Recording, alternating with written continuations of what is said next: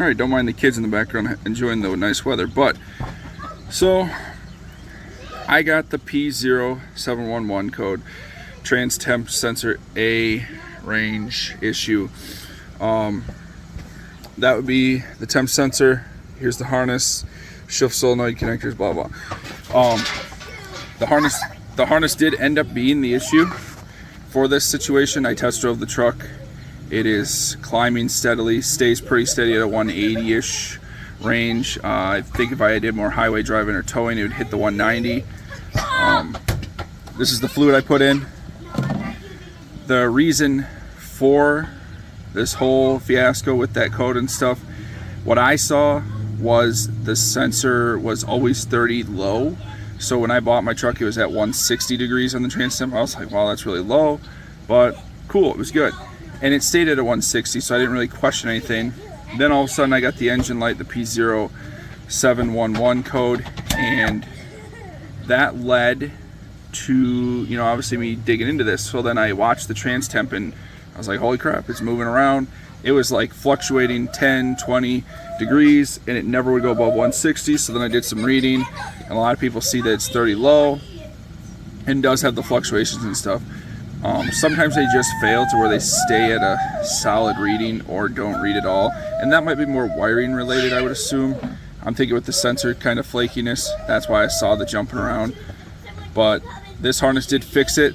I'm gonna have some clips of me driving showing the fluctuation, kind of show the repair, then at the end show just how it's now reading steady, which obviously that's pretty obvious what that looks like. But for this job, the only tools I really needed was a 10mm wrench and then a socket, because your heat shield, drain plug, and trans pan bolts all use a 10mm on this. I had a pry bar at one point to be able to pry on the exhaust a little bit to get the pan slipped out. I used a screwdriver and a needle nose to get the connectors apart, and then drop these little clips. You can see them. That's what goes in the transmission. And then these are what you got to pull, those little tabs right there. And then obviously these have these little push clips that I use a screwdriver for. And then I used a transfer pump, which it was just a cheap thing to transfer all the fluid in. What I did to kind of estimate how much fluid I should put back in, I basically drained all the fluid out, put it into an empty cat litter jug, and then filled another empty cat litter jug with the same amount of fluid, so that I kind of had a baseline start. That got me pretty okay. I added just a little bit more, and then I got the dribble that they want, which I will, there should be a clip where you see that, and it's kind of, you pull the drain when it's in the range of 95 to about 113 degrees. On the trans temp, you pull the drain plug out, and it's supposed to kind of have a pretty consistent drip, not really solid stream or anything like that, just a drip. So just add accordingly. And in the video I'll show you where the fill plug is and stuff like that, but this is just a general rundown that this situation did get fixed. And yeah, follow with the video, you'll see what I had going on, a quick rundown of how I fixed it, and then the end reading looking good. So hopefully this helps someone who also has this issue. This is a really easy job. You know, I work on old Jeeps that are a pain in the butt, and this literally, they said it would take anywhere between an hour and 2 hours, and I think I had just over an hour into it. It was pretty straightforward. Honestly, the hardest part for me was the heat shield, just because I have big hands and reaching those top two bolts was a pain. The rest was pretty straightforward. So yeah, this is why I think it's transmission related. But you can see the temp is just shooting around. It will get up to about 145, 150-ish. And I get that, you know, coolant's flowing through and cooling the fluid and blah, blah, blah, all that 9 yards. Yeah, the blinker's got an issue too. But in retrospect, there's no way the temp should be just 10-degree increments all the time. You know, it should be pretty consistent. And you can see there, it just, you know, 20-degree difference. Just want to get a video of like the weird stuff it's doing. And like I said, I get it that, you know, theoretically, as fluid moves and stuff, you know, and it reads the temp, there's a potential for it to change, but it shouldn't be doing 10 degrees, 10 degrees, 10 degrees, 20, you know, like different scenarios like that. So I just wanted to get that video of this quick of what it's actually doing. Never did go up to 145 here, but it was up to 145 and then dropped down to 117. That's why I pulled out my phone. But like I said, I still haven't got the code or anything, so I will provide an update of what the code is and what I will be doing next. Thanks. Have the truck parked, and the transmission fluid is a solid 160. Doesn't make sense because the ride, it was not at 160. It was the whole time, but now I would shut it off. I did pull the code. Now my code reader's doing some weird stuff. But transmission fluid, temp sensor, A, circuit range, and whoops, learn how to use stuff. Transmission control system obviously makes sense. And you know, so this temp sensor range is a lot code that came from last time, and this, you know, was an issue where it just started shooting around the temp. And this is the 160 is the solid. Once my truck was up to temp, that's what it was reading before, when I first got the truck. So I will have to go through some troubleshooting and stuff and figure out what conclusion I come up with for it. But that's the code that's pulled up, and it's weird that once I shut the truck off and just have it sitting here, key on, no running, it's a solid 160, like I said that it used to do. So I will provide updates as I get them. I crawled underneath here. I got this heat shield. It's got one bolt here, which I already loosened. And then it appears there's two bolts. You can see the bottom side of it. There's two of them holding on top, otherwise it just flops around. I'm gonna go ahead and remove those. I'm not gonna do the video on that because by myself, but yeah, there's three bolts holding this in. I'll quick take the top two out, and then I got the heat shield off. There was the one bolt on the side that came, sorry about the fingers, came right here. And then if you can see it, these ones right here, the bolt came through and attached the heat shield on that one, and then the back one back here. This is where the fill spot is. So there's a plug that goes in here. So the heat shield is really just relevant to take off for filling it. Don't really need to take it off to drain it. I just did it beforehand, so it's out of the way. But that's the general thing. I will go through now and take off.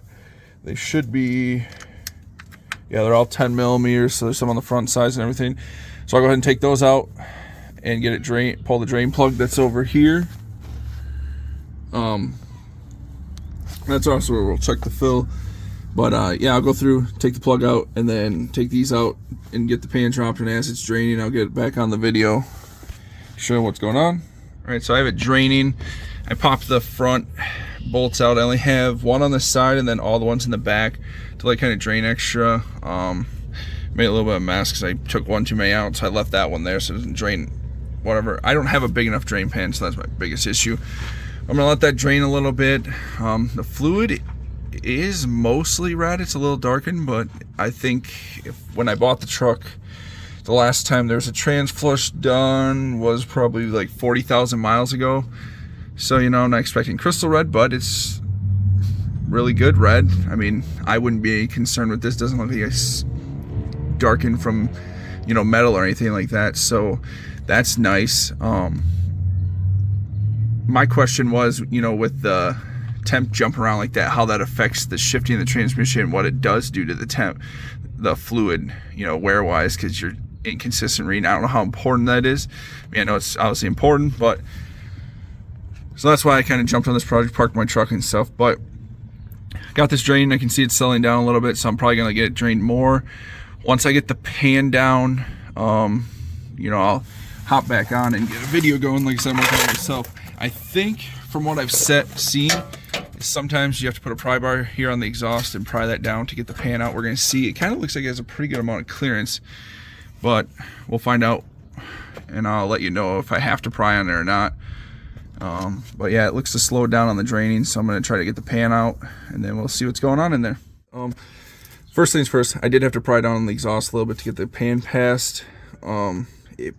It was close, so I just pried on it, and it actually did come out.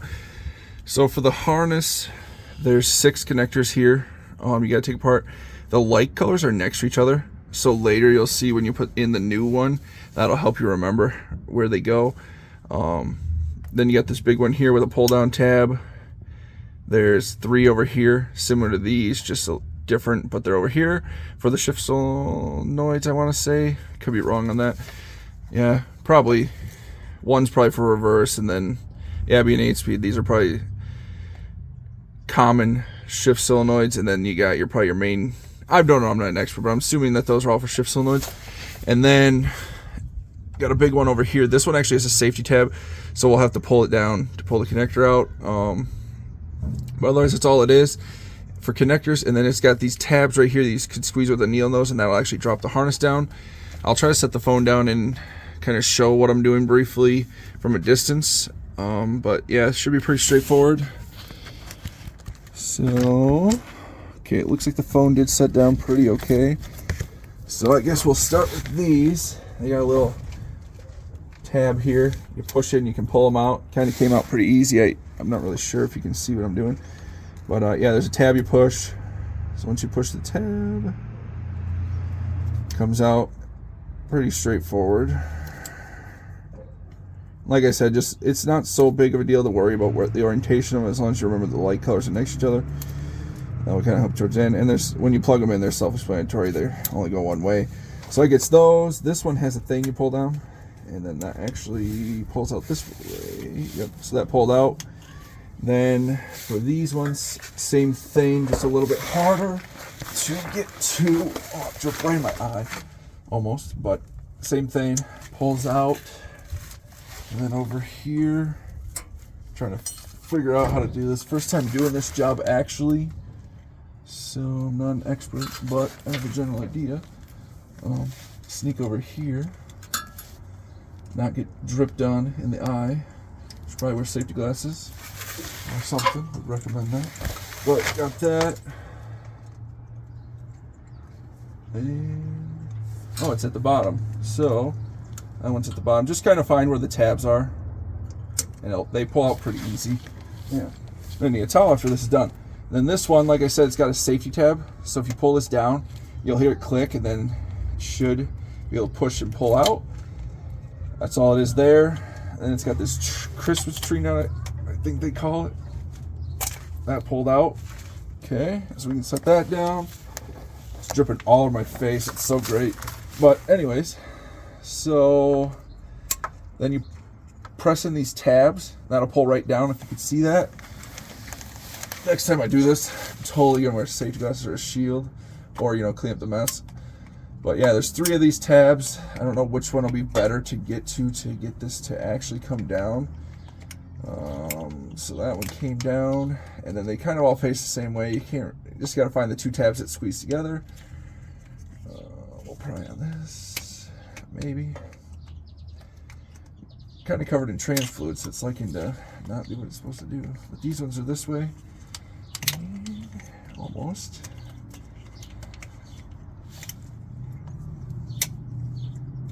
Maybe. Alright, there it is. So that drops that down. That'll be the old harness. I'm going to go through and clean this up, and then I'll put the new one in. I'll go through that one as I clean it up. So this is the new harness. Basically, straightforward, reverse of what we just did.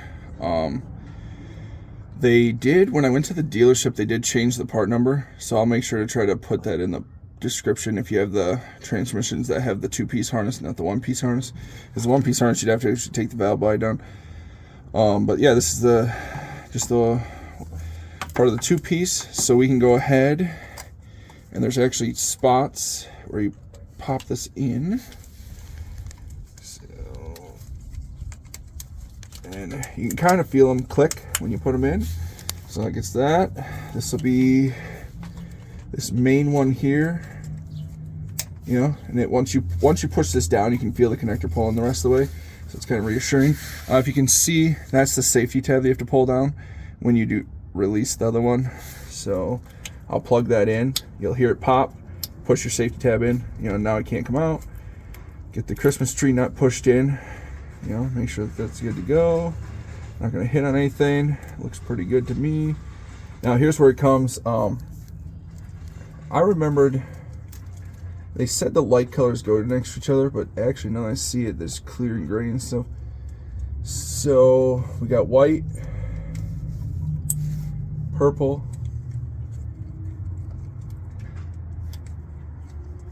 and like they're marked so you can't put them in the wrong way. They only face one way. You'll hear them snap. And then gray, and I think I'm gonna double check on those to come back. But you got gray, purple, purple, gray, and then over here we I had a reference sheet somewhere. Okay, so the purple was the middle one, which makes sense. I remember that. So that came over here, and you know they only can go one way. So if you think you're gonna put it the wrong way, it won't let you do that. But anyways, once we finagle this and I can get my big hands where they need to be, I can put that in. But I guess I'll do this one first to get it to stop flopping around. And it kind of the nice thing too, you can remember where the tabs were to push on, and that'll help you plug it back in. So when you got the white one that had no cover, we got a purple one. Probably have to crawl into the dripping thing of doom because I didn't really clean it. I washed up my face, but that was about all I did. So, but you got the white one, the purple one, and then this white one that has a gray cover came back here, and that went here, and the tab was, I think, like this. Just kind of feel around, you know, don't shove them or anything. They pop right in pretty easy. So those are in. I do want to double check on this. I want to say that it was the white then the clear, but I'm going to double check so I give you guys the correct info. So give me a second. It was, I think I said clear first, but anyways, from the direction I'm going, you got a like whitish gray, purple, purple, whitish gray, clear, whitish gray. If you go the other way, obviously you go backwards, but that is how they go. And I want to double check because I thought they said something about the light colors go next to each other, but they actually only do with the purple. So again, just to get it across so I'm not mumbling, you have the far white one, no outside cover on it. There's a purple pink one, has like a clear cover on it over here. There's a white connector with a gray cover. That's your three there. Then you have this one with the pull tab thing that locks in place right here, the main one. Then you have a white, purple, purple, white, clear, white. And then coming around, you have this connector with the safety tab. You gotta remember to pull that down, push it in when you're done. And then a Christmas tree nut. And that'll put the new harness in, and reverse order would take the old harness out. Obviously you just have the tabs, the pull thing, and the safety. So then next, if I can find it, all these boxes over here, and I'll put the part numbers in the description for what my truck had for the filters and stuff and the harness. But here's a new filter, and I didn't show taking the old one out. I should have, but I didn't. Anyways, that just pops up in there. That is really straightforward. That's why I pulled it down. Then I was like, oh, should have put it in the video, but you avoid having to see the giant mess I made. But yeah, that just pushes in there. Just kind of line it up, push it, and then we'll have the gasket. I got a new one, and then the pan. I gotta clean up the pan, but actually, if you can see the big mess I made over here. This is the old gasket pan. The magnets don't have too much on them. They do have some. This pan's, as far as I can tell, it's always had trans flushes before I got the truck, so obviously I don't think the pan's ever been dropped. The fluid is a little dark, but it's still pretty red. There's some debris in there, but that's from me moving the pan around on the ground with dirty rags and stuff. But I'll clean this up and whatnot. But that was the gist of, for the truck having 128,000 miles now, it's not so bad of condition, I would think. I'm not a transmission expert in any mind, but there's stuff, and it's dark, but the magnets catch all the fine little particles, so I expect to build up. But overall, it looks pretty okay with the filter in there and stuff. So I will go ahead and clean this pan, hopefully set my phone down and kind of show you finagling the pan back in and line up the gasket. But that's a pretty straightforward task if you've already gotten this far, but we'll get it included just for the fun of it. All right, so we got the truck to about 100 degrees on the trans temp. They say the range is like 95 to 110-ish, I think. I'm not exactly sure, but I do know 95 is the lower limit, so it's about 100. The cool thing to note is when I turn the truck on, the temp of the trans basically matched the outside temp pretty close, and it heated up pretty okay to the 100 degrees. No crazy thing, and it seems to be incrementing just fine. So we'll go underneath, let the truck run, and check the actual fluid. You're supposed to be able to get a dribble. Working on a project there for the Jeeps, but we'll see if we can get a dribble out of it. I just used basically what I did for how many quarts I put in. I had an old cat litter jug that I filled with the old fluid, and then I had a new one. I matched what came in out. Could be right or wrong, but at least I know what came out, so I can put that amount back in. I just used an old transfer pump I had been using for fuel. I know I haven't used it for like not so many years, but we'll come underneath here. So you gotta have the truck running, and sorry for the awesome footage, but the check is over here. I'll put the wrench in and we'll go under here. Now obviously while you're doing this, the exhaust is hot. They say you want a dribble, so we'll see what we got going on. So we have, I would say I'm probably gonna put more in just because that's not a fast dribble. So I'm gonna go ahead and put more in. We'll basically take this drain plug out, and you want not like a super steady, but a decent dribble. And then here's the fill plug. I can pull that out quick. I don't know if you can see it. So it's here. There's like a little retainer you pull up on. Then you can wiggle the whole plug out, and it just comes like this. So this piece right here pushes in or pulls out, then it pops right out, and then I put the hose in right about there and just pumped it in. I'm gonna add some more. I'm not gonna video doing that because like I said, I'm by myself, but it'll start to come dribble, and once I get the dribble, I'll put the plug in, and I'll kind of just take a video of what I'm talking about with the dribble coming out. Are you ready? We're already on, bro. Alright, so you got a steady stream. Once you have the plug out, you want a steady drip. So we gotta let this run a little bit to get the drip going. So we just have the transfer pump coming in to this fill. I wrapped it around these cooler lines so that it doesn't hit the exhaust and melt. Add a little extra thing, but like I said, this plug just has this push thing, so once you get it in, you pop it in there, and then you push the thing, and that stays there. We'll have to put the heat shield on, but I'm going to still do a test drive and check the fluid again. So I'm going to leave that off for now, but let this keep going. I guess I pumped one too many extra ones in there. Yeah, basically just want to get a steady drip. Now you can see it's kind of dripping. It was stopping the flow. So I think that I am okay with that amount, in my opinion. I'm going to check it later after actual drive, so it's not too critical right now because the drive isn't going to be a very far one. But I kind of wanted to show what you're trying to look for. That's how you check it on these 8-speeds without the transmission tube. So this is the first test drive. Been driving around town, and the temp has stayed around about 183. I would assume once I get in the highway and stuff, it'll probably go to about 190, which makes sense because when I got my truck, is at about 160 is where it liked to stay, so that makes sense. The sensor was 30 off, and then it started to get really bad and started to fluctuate all over the chart, but it stays steady within the 181 to 183, just keeps flipping between the two, and then like I said, on the highway it'd probably hit the 190, and yeah, so it should be good. Well, Hemi's happy that the truck is back. It seems to be doing just like it should be doing, so don't forget to like, comment, and subscribe.